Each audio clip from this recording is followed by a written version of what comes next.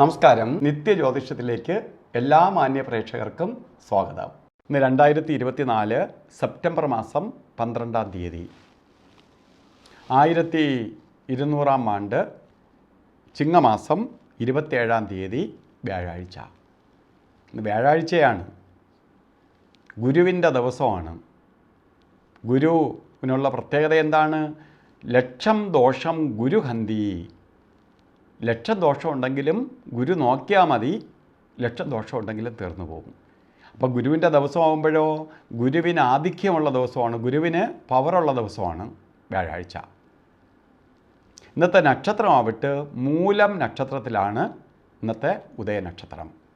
മൂലം നക്ഷത്രത്തിനുള്ള പ്രത്യേകത എന്താണ്? നക്ഷത്രങ്ങളുടെ മൂടാണ് മൂലം. ഇപ്പോൾ മൂലനക്ഷത്രം നക്ഷത്രങ്ങളുടെ മൂടാണ്.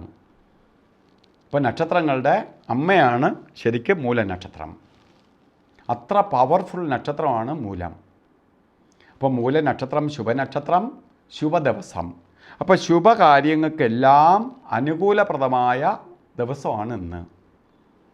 അപ്പോൾ എന്ത് കാര്യത്തിനും ഇന്ന് ഇറങ്ങാം. കാരണം ഇന്ന് ഒരു കാര്യവും മാറ്റി വയ്ക്കരുത്. കാരണം അത്ര നല്ല ദിവസമാണ്. നമുക്ക് എന്തിനു വേണോ ഇറങ്ങാം. ഇപ്പം നമുക്ക് ഒരു കാര്യത്തിന് ഇറങ്ങാൻ മാറ്റി വയ്ക്കാതെ ഇന്ന് തന്നെ ചെയ്ത് തീർക്കാൻ നോക്കുക. ഒരാളിനെ കാണേണ്ടത് ഒരാളിനെയും കൂടി കാണാൻ നോക്കുക. കാരണം അത് നമുക്ക് ഗുണപ്രദമായി തീരും. അതുപോലെ ഏറ്റവും പ്രധാനം എന്ന് പറയുന്നത് നമുക്ക് ബർത്ത്ഡേ വന്നിട്ടുള്ളവർക്കാണ്.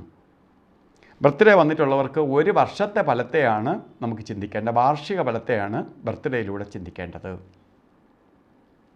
വാർഷിക ഫലത്തെ ചിന്തിക്കുമ്പോൾ, ഒരു വർഷത്തെ ഫലത്തെ നമുക്ക് ചിന്തിക്കുമ്പോൾ നമുക്ക് പലതരത്തിലുള്ള ഗുണഫലങ്ങൾക്ക് ഇടവരുന്ന വർഷമാണ്.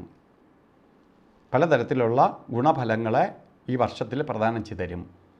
കാരണം വ്യാഴമായതുകൊണ്ട് സാമ്പത്തിക പുരോഗതി, ഊഹ കച്ചവടങ്ങളിൽ വിജയം, അതുപോലെ സാമ്പത്തിക നേട്ടം, ജോലിയില്ലാത്തവർക്ക് ജോലി എടുക്കുക, ബിസിനസ്സിൽ പുരോഗതി ഉണ്ടാവുക, അങ്ങനെ കുടുംബത്തിനകത്ത് സന്തോഷപ്രദമായ അവസ്ഥകൾ വന്നു ചേരുക, ദൈവാധീനം വർദ്ധിക്കുക.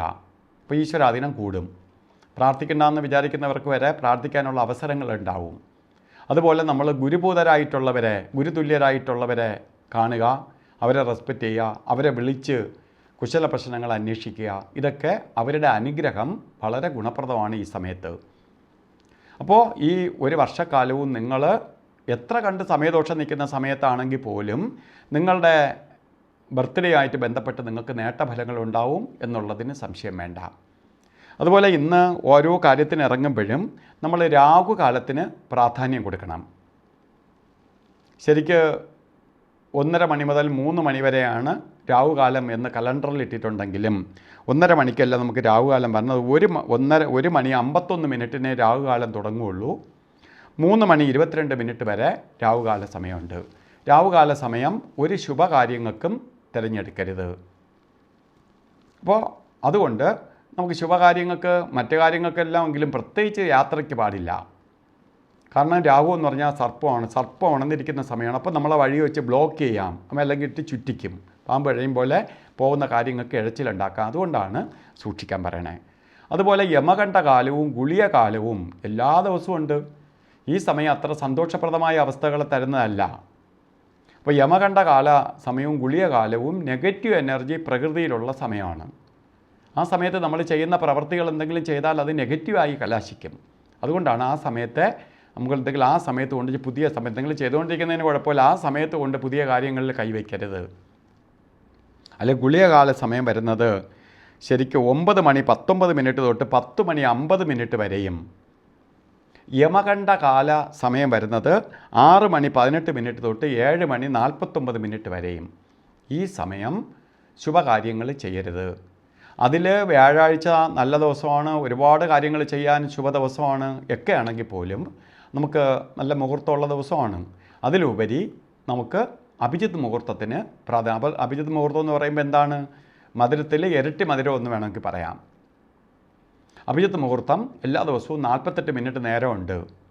അതായത് ഇവിടെ 11 മണി 57 മിനിറ്റ് തൊട്ട് 12 മണി 45 മിനിറ്റ് വരെ 48 മിനിറ്റ് നേരമാണ് അഭിജിത്ത് മുഹൂർത്തത്തിൻ്റെ സമയം. ഈ സമയം പോസിറ്റീവ് കവചമുള്ള സമയമായതുകൊണ്ട് എന്ത് ശുഭകാര്യം ചെയ്താലും അത് പോസിറ്റീവായിട്ട് കലാശിക്കും. അതുപോലെ ഇന്ന് ഓരോ കാര്യത്തിന് ഇറങ്ങുന്നവർ, അതുപോലെ ഓഫീസിൽ പോകുന്നവരാവട്ടെ, മറ്റെന്തെങ്കിലും കാര്യത്തിന് ഇറങ്ങുന്നവരാവട്ടെ, വസ്ത്രധാരണത്തിൽ ശ്രദ്ധിക്കണം. മഞ്ഞ കളറിലുള്ള വസ്ത്രവും കൂടി നമ്മളെ വസ്ത്രധാരണത്തിൽ ഉൾപ്പെടുത്തണം. അപ്പോൾ നമുക്ക് ഭാഗ്യത്തിനും ഐശ്വര്യത്തിനും ഉയർച്ചയ്ക്കും ഉന്നതിക്കുമൊക്കെ ഇടവരുത്താൻ സഹായിക്കും. അപ്പോൾ ഇന്നത്തെ ദിവസം നിങ്ങൾക്ക് ഭാഗ്യദായകമായി തീരട്ടെ എന്ന് മഹാഗുരുവിനോട് പ്രാർത്ഥിച്ചുകൊണ്ട് നിർത്തുന്നു. നന്ദി, നമസ്കാരം.